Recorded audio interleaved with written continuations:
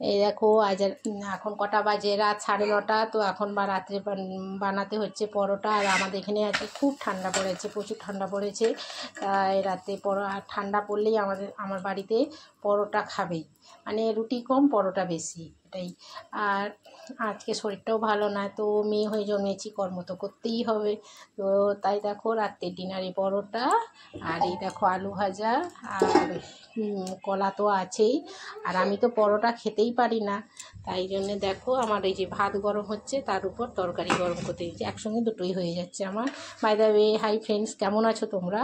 আমি তো ভালোই আছি।